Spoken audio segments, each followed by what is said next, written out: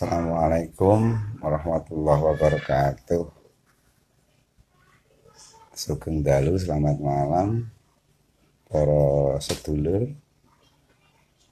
para sahabat di Facebook saya.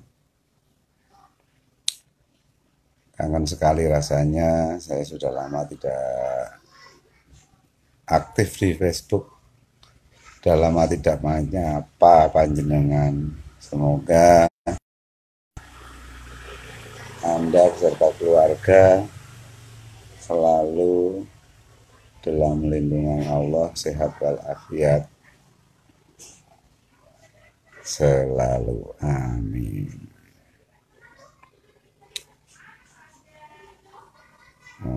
Akhir-akhir ini saya memang jarang aktif di Facebook, mohon maaf, untuk sekedar berbagi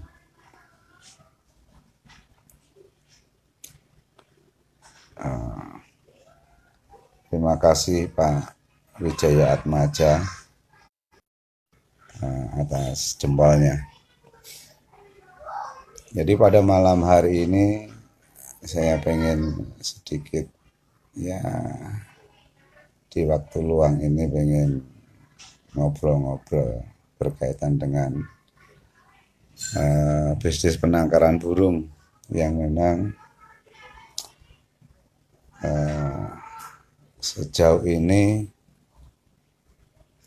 saya geluti, dan mungkin juga ada beberapa teman-teman yang lain juga menggelutinya sebagai fokus usaha maupun sebagai sampingan.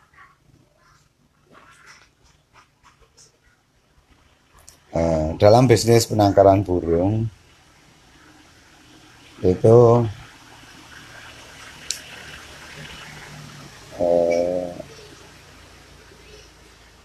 kebanyakan dimulai dari proses penjodohan. Setelah proses penjodohan itu dilalui, proses selanjutnya itu proses bertelur, mengeram, menetas, dan pada akhirnya anakan hasil dari bisnis penangkaran itu bisa terjual. Nah, selama ini mungkin sebagian besar para penangkar proses penjodohan sudah dilewati, proses bertelur, mengeram juga sudah dilalui. Dalam proses finishingnya, yang tidak salah penting dalam sebuah bisnis penangkaran burung adalah finishing saat burung itu menetas hingga proses sampai anakan itu bisa terjual. Nah, itu pundi-pundi yang diharapkan oleh semua pebisnis penangkaran burung. Akan tetapi dalam prakteknya, kendala terbesar dalam bisnis penangkaran itu kerugian bukan di kematian induknya, akan tetapi kerugian itu terletak ada di proses saat anakan yang menetas itu proses pembesaran hingga sampai bisa terjual.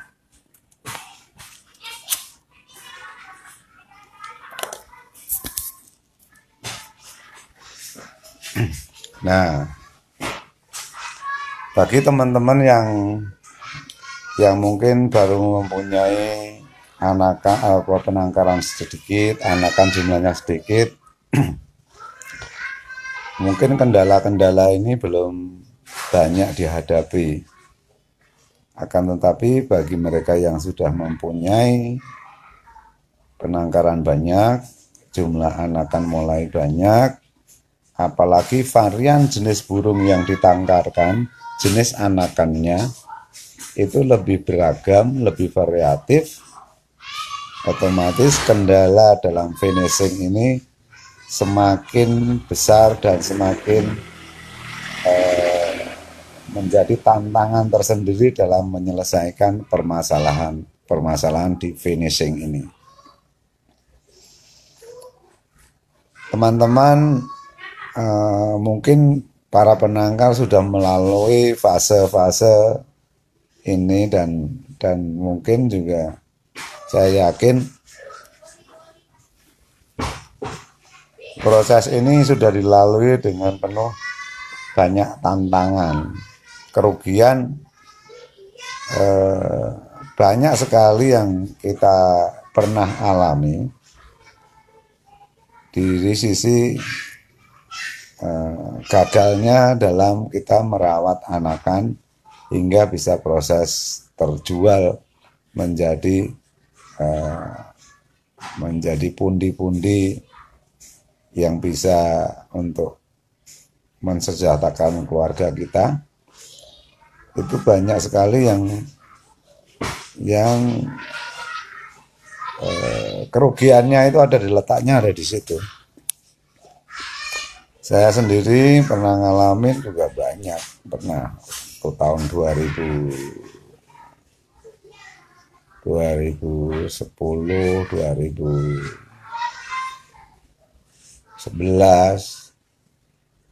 itu pernah dalam hitungan per bulannya itu kematian anakan kalau dikalkulasikan kematian anakan kerugiannya itu per bulan bisa puluhan juta, pernah mengalami itu. Itu saja nilainya seandainya kita kalkulasikan dengan nilai, seandainya anakan itu dinilai dengan nilai anakan kecil, belum dinilai dengan seandainya anakan itu dengan nilai seandainya bisa terjual, tapi nilainya akan 2 kali lipat jauh lebih besar kerugiannya dibanding dari estimasi kerugian kematian anakan saat anakan itu masih kecil. Nah, dalam hal ini mungkin teman-teman juga masih mengalami, ada juga yang mungkin sudah melewati, tapi masih tetap aja ada yang berulang. Berarti permasalahan di finishing ini belum bisa menemukan formulanya yang tepat dalam memanage perawatan anakan hingga bisa terjual dengan keberhasilan yang tinggi. Jadi harap diperhatikan bagi teman-teman yang jumlah anakannya banyak, apalagi varian jenis burung yang ditangkarkan atau hasil anakannya itu jenisnya lebih banyak, itu sangat rentan sekali akan resiko-resiko penyakit anakan tersebut. Jadi perlu diwaspadai dan perlu diperhatikan, apalagi musim-musim seperti ini, di mana ini masa-masa pancaroba, di mana saat suhunya itu lumayan ekstrim. Kadang di daerah tertentu itu kalau malam hari cukup dingin, siang harinya panas. Kalau di daerah sini kadang-kadang itu sore hari ada hujan, pagi sampai sore, siang itu panas sore, tapi sorenya itu akan turun hujan. Nah, suhu-suhu demikian bisa disebut suhu-suhu ekstrim. Nah, suhu ekstrim ini yang menyebabkan anakan rentan sakit karena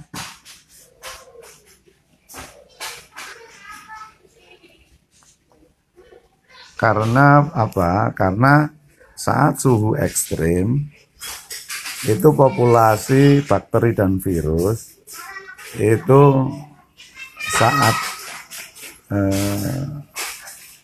banyaknya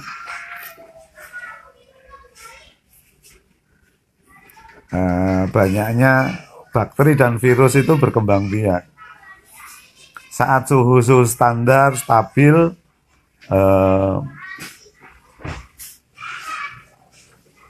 itu cenderung bakteri virus itu cenderung dorman, jadi istilahnya mati suri. Dia tidak aktif karena cuaca tidak mendukung untuk mereka aktif untuk berkembang biak. Nah, untuk itu, wah, terima kasih Pak Wisnu. Nah, Pak Wisnu Pamungkas ini anakannya banyak ini. Anak-anaknya banyak. Cindelannya akeh. Semoga sukses terus ya Pak Wisnu ya. Terima kasih atas jempolnya. Nah, lanjut ya.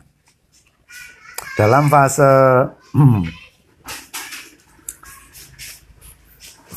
ini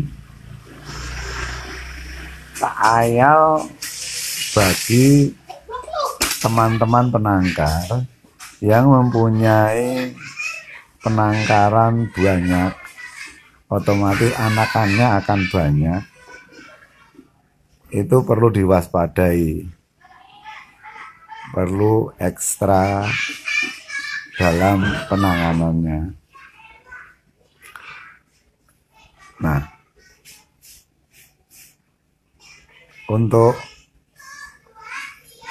perlu kita ketahui bahwa kenapa kok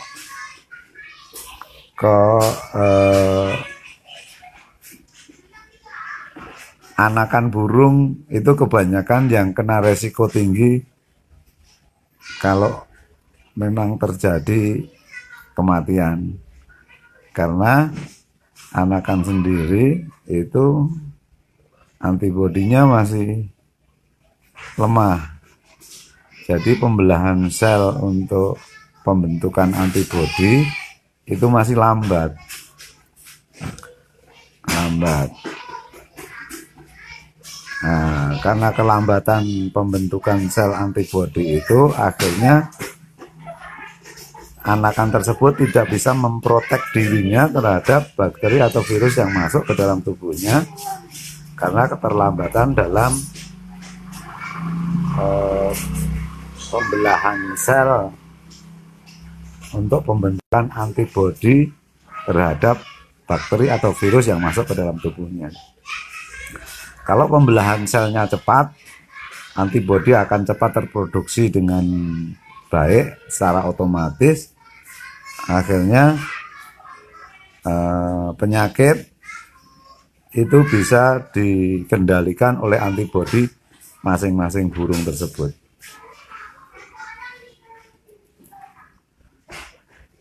Nah, fase dalam pemeliharaan anakan itu bisa digolongkan dalam beberapa kriteria. Kriteria awal itu anakan itu masa kritis dalam masa-masa rentannya dalam perawatan. Yang pertama itu usia DOB, day old bird, jadi usia 1 hari itu sampai 3 hari. Itu masa-masa rawan pertama. Rawan kedua itu biasanya di 3 sampai 7 hari. Nah, selanjutnya 7 hari up sampai menjelang nangkring atau nangkring. Selanjutnya setelah nangkring sampai usia kira-kira 3 mingguan. 3 mingguan, setelah 3 mingguan itu fase selanjutnya, fase mereka anakan itu mulai belajar mau makan. Nah, selanjutnya tahapan berikutnya fase burung itu mandiri. Nah, makin dewasa anakan usianya, makin besar usianya, otomatis daya tahan tubuhnya akan lebih kuat. Nah, klasifikasi dalam dunia ternak, usia anakan itu dibedakan menjadi biasanya starter itu di usia-usia awal. Jadi masa pertumbuhan awal itu dibutuhkan masa-masa starter awal-awal untuk fondasi pertumbuhan, itu suka disebut starter. Masa selanjutnya itu biasanya grower, selanjutnya finisher, terus kalau klasifikasi burung sudah dewasa itu menyebutnya layer. Jadi proses reproduksi.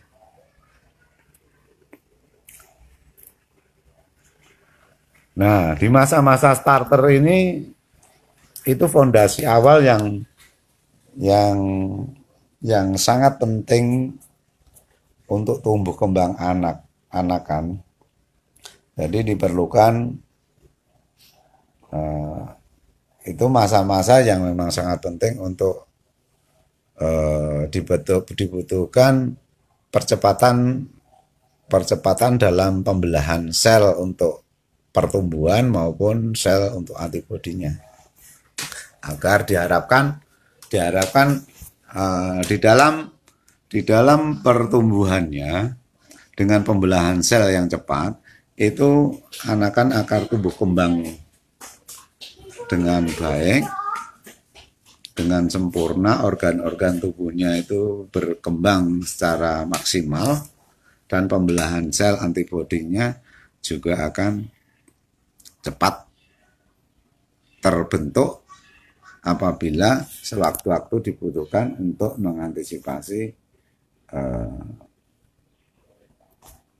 bakteri maupun virus, istilahnya penyakit pada umumnya anakan burung. Nah, pada fase-fase starter, itu sangat penting sekali asupan-asupan yang perlu diperhatikan agar nutrisi yang diberikan itu bisa memenuhi kebutuhan akan anakan burung.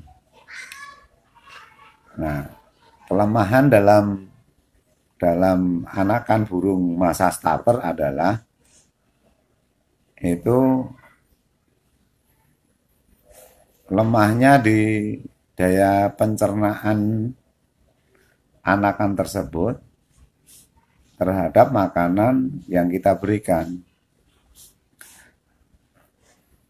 Kalau kita menilai kenapa kok anakan yang dirawat indukan itu jauh lebih baik pertumbuhannya dengan apa yang pada umumnya hand feeding, perawatan manusia, diloloh manusia, itu disebabkan karena peran enzim yang diberikan oleh indukan burung itu. Enzim tersebut membantu proses pencernaan jauh lebih cepat, sehingga nutrisi yang masuk itu bisa dicerna dan diserap secara maksimal oleh anakan burung. Sehingga nutrisi yang diberikan walaupun jumlahnya itu sangat terbatas, tapi dengan jumlah enzim yang cukup, anakan bisa tumbuh kembang dengan sempurna, lebih baik. Dikarenakan itu, enzim yang diberikan oleh indukannya itu cukup untuk membantu anakan dalam memudahkan mencerna dan menyerap nutrisi yang masuk, itu secara maksimal bisa terserap dan bisa tercerna. Nah, kalau sebaliknya apabila anakan itu dirawat oleh manusia, hand feeding, itu kita sangat miskin sekali akan adanya enzim yang kita berikan ke anakan burung. Sehingga apa? Akibatnya tumbuh kembang anakan tidak bisa maksimal, tidak bisa sempurna. Nah, salah satu ciri tumbuh kembang anakan itu baik apabila Anda panen anakan dari indukan. Salah satu cirinya itu pasti anakan saat dipanen itu teksturnya itu lentur. Waktu dipegang itu lentur.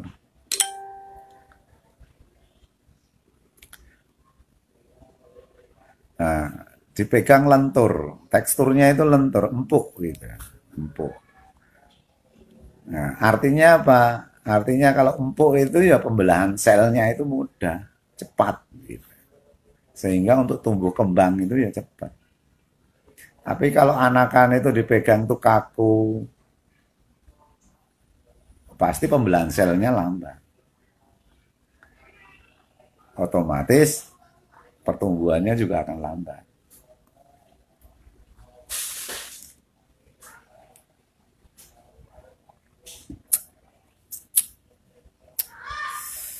Wah, terima kasih Pak Ahin. Terima kasih yang sudah nonton dan ngasih komentar. Maaf disambi.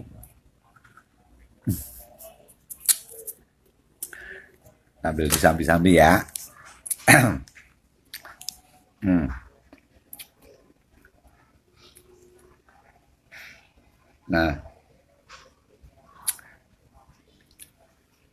Nah, salah satu ciri itu tadi. Teksturnya itu lembut. Kalau dipegang itu empuk. Nah, target Anda merawat anakan seperti itu. Saat Anda rawat, itu waktu dipegang itu enggak kaku, empuk. Kalau empuk, otomatis pertumbuhannya akan maksimal.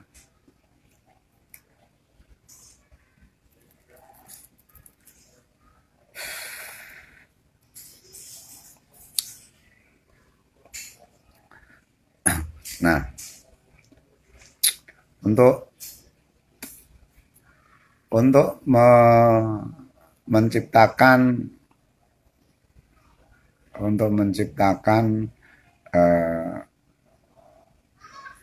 tekstur tubuh anakan itu yang lentur, nah itu memang dibutuhkan nutrisi yang memang pertama harus lengkap dan mudah dicerna. Jadi makanan yang kita berikan itu ada unsur yang mudah dicerna, mudah diserap, ada juga peran yang mempermudah makanan yang teksturnya keras itu mudah dicerna. Ada unsur itu sehingga nutrisi yang kita berikan itu bisa secara maksimal bisa memenuhi kebutuhan tumbuh kembangnya anakan burung. Dengan fondasi yang kuat di masa starter tadi, masa awal pertumbuhan, itu akan menentukan pertumbuhan dan pembentukan antibodi selanjutnya di fase-fase selanjutnya. Kalau dasarnya baik, insya Allah fase-fase selanjutnya risiko-risiko terhadap hal-hal yang merugikan penangkar bisa diminimalisir.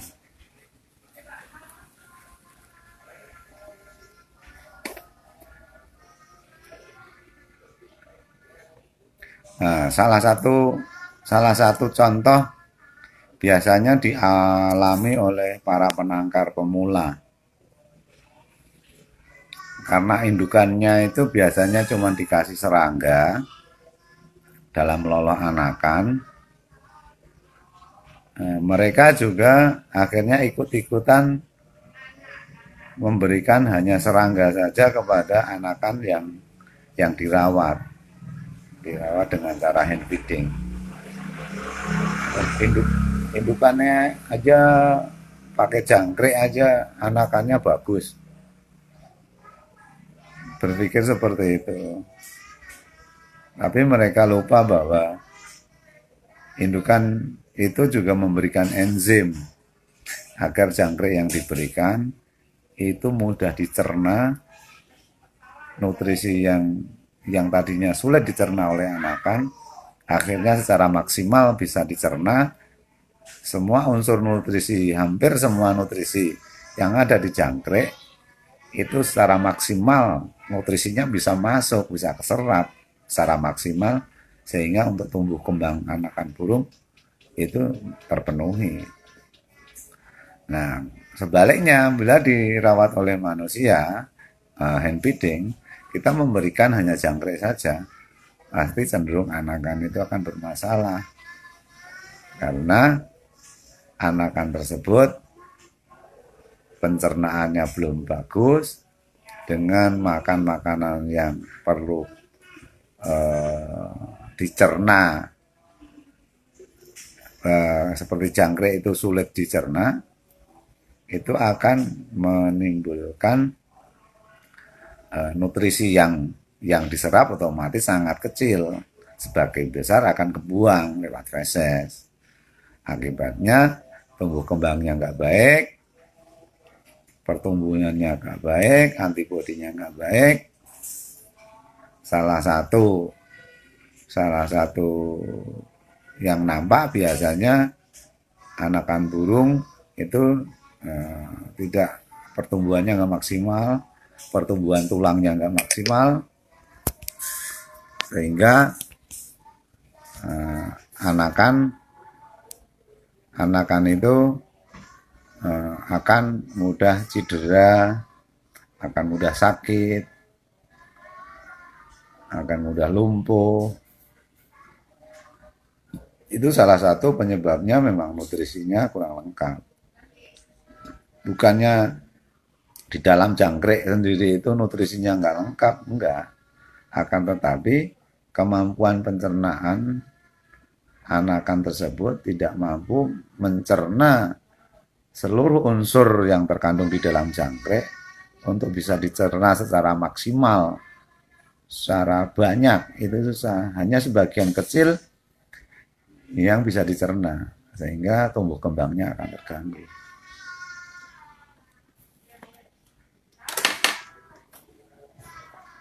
Jadi untuk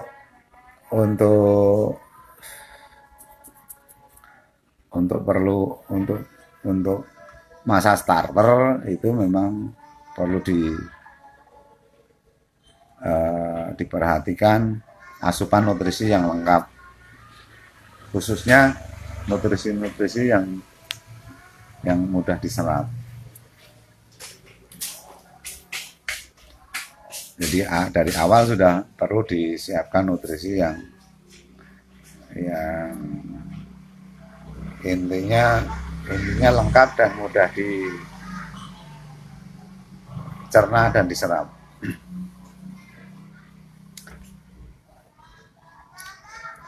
Itu faktor yang penting. Karena dengan antibodi yang baik, pembelahan sel antibodi yang baik, pertumbuhan tubuh yang optimal, itu yang akan menjadi benteng terbaik untuk mengatasi gangguan penyakit. Kita nggak mungkin bisa menghilangkan bakteri dan virus di dunia ini, nggak mungkin bisa. Karena bakteri virus bisa dibawa oleh perantara hewan lain, bisa juga lewat angin, bisa juga lewat air. Jadi perlu adanya, yang terpenting itu adanya benteng di dalam antibodi, pembelahan sel, mempercepat pembelahan sel untuk antibodi itu sendiri, tubuh anakan itu sendiri. Itu yang jauh lebih penting.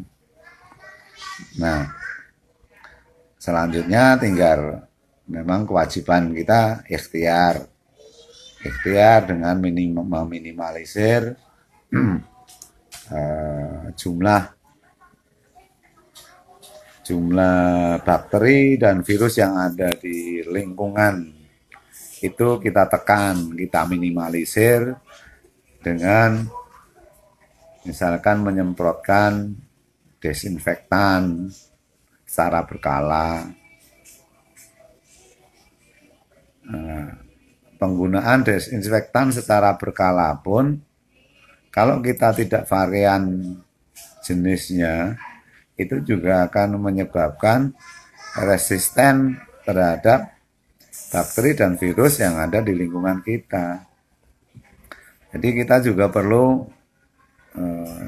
membuat varian yang lebih beragam bahan aktif yang dipakai untuk desinfektan. Misalkan kita menggunakan Rodalon terus, itu bakteri dan virus juga ada yang resisten gitu, artinya kebal, sehingga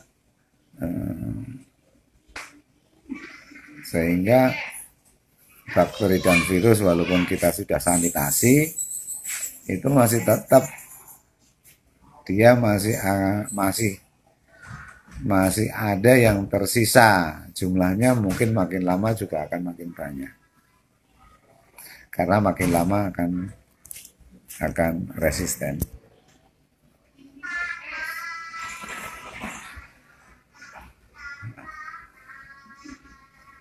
Terima kasih Pak Saiful.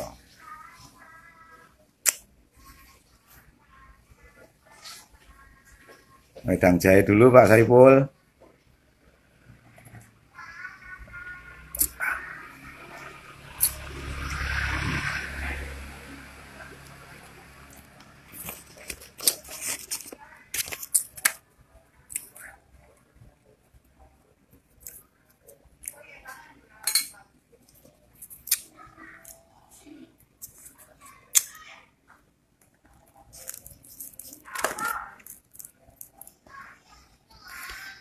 Nah, selanjutnya kalau kita sudah untuk musim-musim saat ini memang sanitasi itu sangat diperlukan, karena di samping kita membentengi antibodi, memperkuat antibodi, pembelahan sel antibodi anakan itu diperkuat,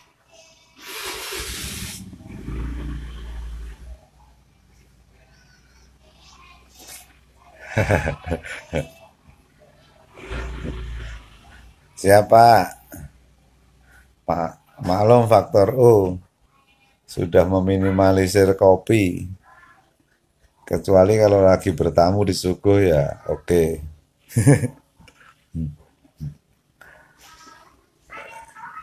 Ngurus ek bidding. Wah, kasusnya masih ada lagi Pak Saipul, ek biddingnya.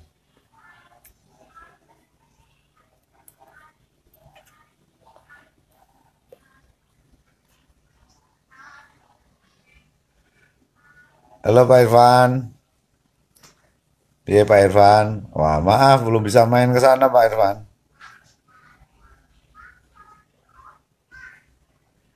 Maaf. Apalagi sekarang lagi musim kayak gini. Musim lauk daun. Faktor U. Jadi saya harus menjaga diri untuk tidak banyak main dulu Pak Irfan. Lain kali ya. Kalau kondisi udah membaik. Selamat malam Pak Gigi. Terima kasih sudah menonton.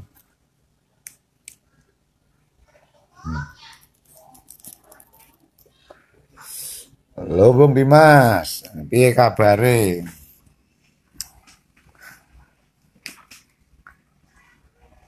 Kumisnya makin tebel ora? Sahabatron gimana Sahabatron? Anakannya udah nongol belum?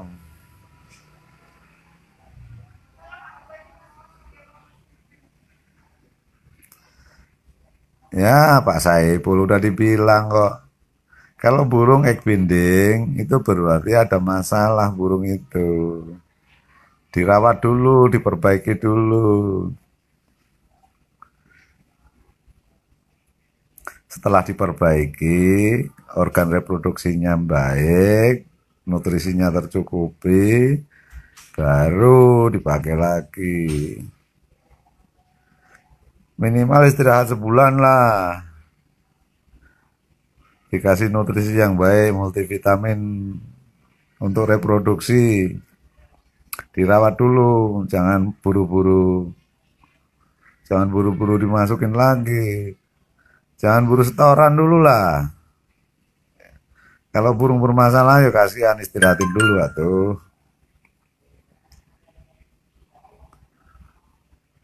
Mending cari cewekan lain ya, itu istirahatin dulu Pak Saipul. Pak Muhtar Suruleng Alam, alhamdulillah sehat Pak. Semoga Pak Muhtar sehat selalu beserta keluarga tercinta. Alhamdulillah. Sahabat Ron udah ada jodohnya belum? Sayang burung bagus-bagus dikawinin atau diternak. Lomba sih lagi lockdown kok. Amin. Makasih Pak Dimas. Semoga Pak Dimas juga sehat bersama keluarga tercinta.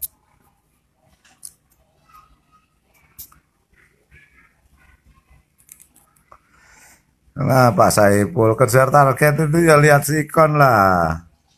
Kalau burung nggak kondisi masa dikejar-kejar, kasihan. Istirahatin dulu. Apalagi sampean di samping nguli. Nanti nggak kepantau malah resikonya jadi gede. Mending cari betina lain. Itu diistirahatin dulu, diperbaiki alat reproduksinya, biar matang. Setelah siap baru dipakai lagi, biar nggak macet.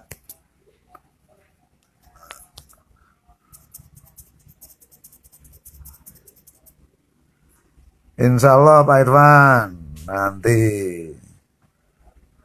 nanti kalau kondisi udah kondusif ya, insya Allah nanti saya main.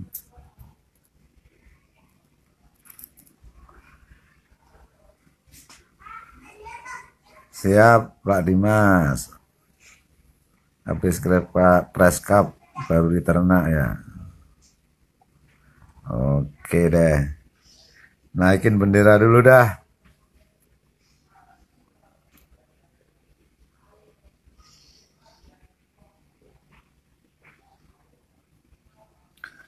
Nah, sampai mana tadi ya? Lupa.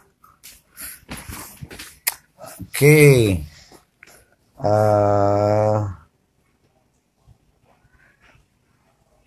Memang untuk saat ini banyak masukan. Ada beberapa teman yang sharing. Saat ini ada beberapa kasus anakan yang sedang sakit.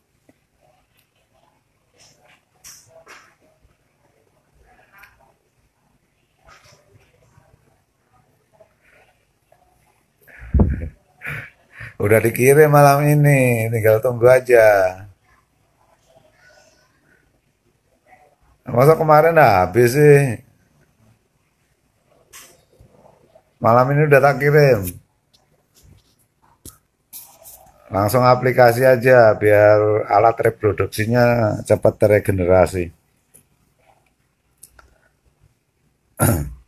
Tapi jangan buru-buru dipakai dulu, diistirahatin dulu ya Pak Saiful ya. Kondisi fit dulu, minimal 1 bulan lah.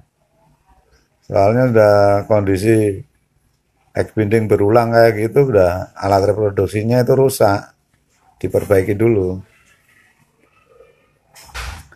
Kalau udah baik, baru. Jadi proses regenerasi sel alat reproduksi itu yang tercepat itu 2 minggu. Kalau yang parah itu butuh waktu 3 bulan. 3 bulan regenerasi sel alat reproduksi.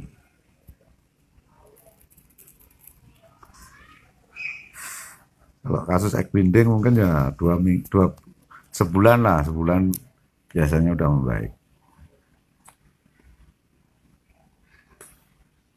Nah, untuk bulan-bulan akhir ini memang banyak yang mengeluh anakannya pada sakit. Jadi memang saat suhu ekstrim seperti ini pasti banyak penyakit itu yang bakteri virus itu memang masa-masanya berkembang biak. Jadi ya wajar kalau memang kalau antibodi anakannya nggak kuat akan mudah sakit. Nah, kalau antibodinya kuat, itu resiko kematian bisa ketekan. Jadi misalkan ada beberapa yang sakit, tapi sebagian besar itu sehat. Itu menandakan bahwa regenerasi sel untuk pembelahan sel antibodinya itu cukup baik. Nah, ada beberapa mungkin yang ada terkendala suatu hal, mungkin misalkan agak lama kelaparan misalkan, atau hal lain menyebabkan antibodinya itu nggak cepat naik, akhirnya penyakitnya keburu banyak populasinya dalam tubuhnya, akhirnya ya sakit. Nah, selanjutnya bagi teman-teman yang penyakitnya itu ibaratnya penularannya cepat, apalagi penularan penyakitnya itu bisa sampai 100%. Nah, itu bisa disebut namanya wabah.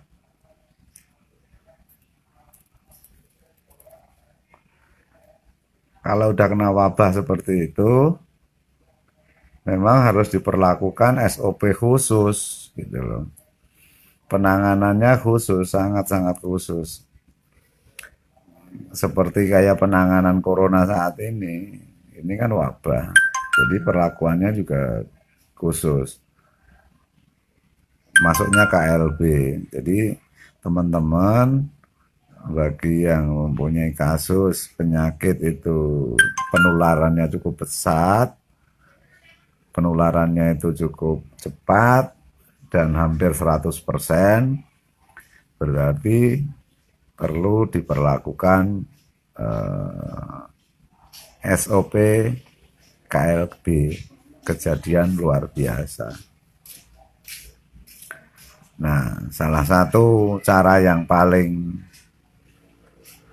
gampang caranya kalau sudah terjadi wabah seperti itu, ya tempat Anda merawat anakan itu harus diistirahatkan, tidak dipakai untuk meloloh anakan, ya minimal ya 2 bulan 2 bulan. Jadi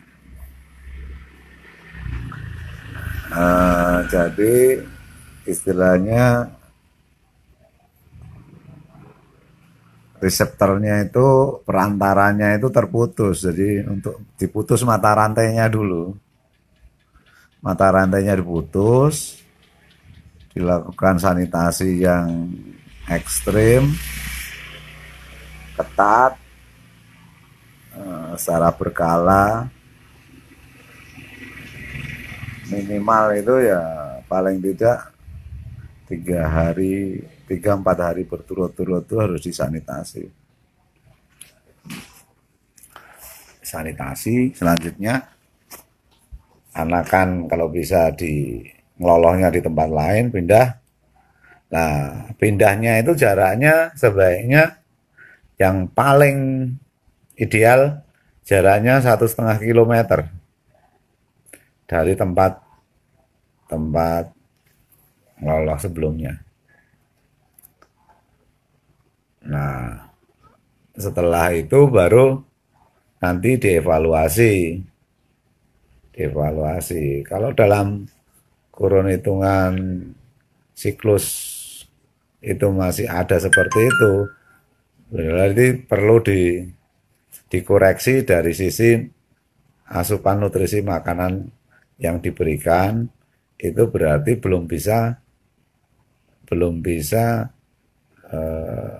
membuat pembelahan sel itu cepat terjadi gitu. Jadi nutrisinya kurang lengkap, ada yang kurang gitu. Jadi sebaiknya perlu diperbaiki. Tapi memang tidak mudah, terus terang tidak mudah untuk bisa membuat regenerasi sel, pembelahan sel cepat itu memang tidak mudah.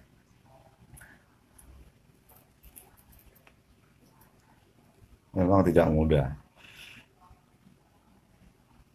Jadi memang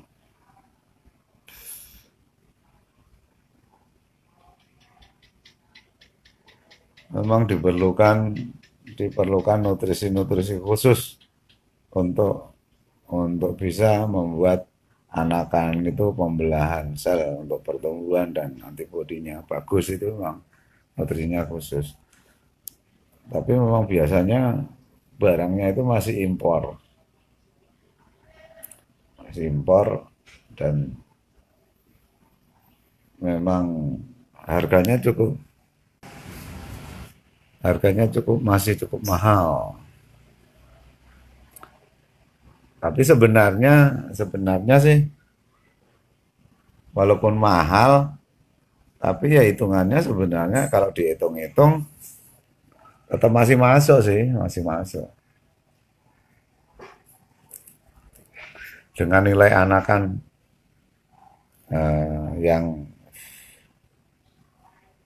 yang masih lumayan, ya masih masuk lah. Kecuali kalau dipakai untuk jalasuren, ya mungkin kosnya terlalu mahal. Tapi kalau untuk murai batu, untuk cocak rowo, untuk beranjangan, Kosnya sangat masih masuk. Masih masuk.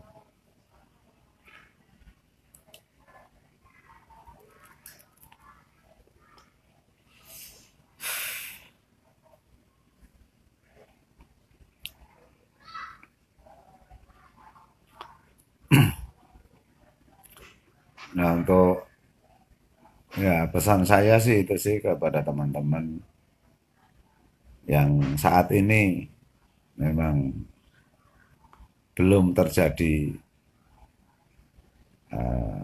penyakit, perlu diproteksi, sanitasinya yang baik. Karena saat ini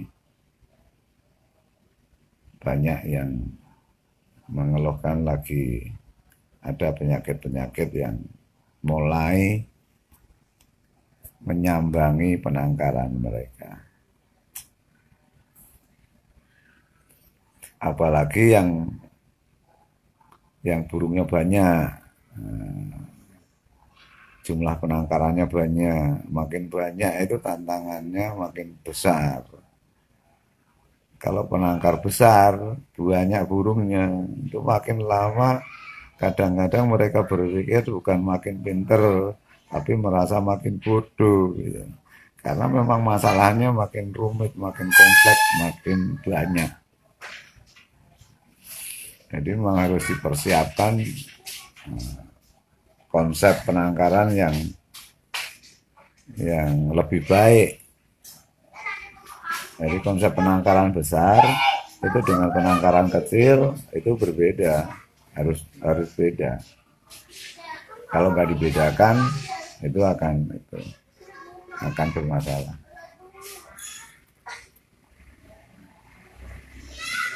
Nah, selanjutnya biasanya permasalahan juga muncul dari misalkan teman-teman tuh jarang sekali punya areal untuk karantina burung baru masuk. Karena kandangnya banyak, tempatnya itu udah penuh dengan kandang, akhirnya burung baru masuk itu malah tempatnya itu dekat ruang anakan, lolo. Gitu-gitu. Jadi burung dewasa masuk itu pasti dia akan ada bakteri atau virus yang nempel di dalam tubuhnya, yang udah masuk di dalam tubuhnya. Tapi burung tersebut sudah kebal terhadap bakteri dan virus yang nempel burung itu. Begitu masuk ke lingkungan kita, apalagi di burung-burung yang muda anakan, itu yang mereka belum sempat latihan terpapar virus dari luar, itu akan mudah sekali terpapar. Jadi makanya perlu adanya sebuah karantina. Jadi burung itu kalau datang sebaiknya ya dikarantina, disterilisasi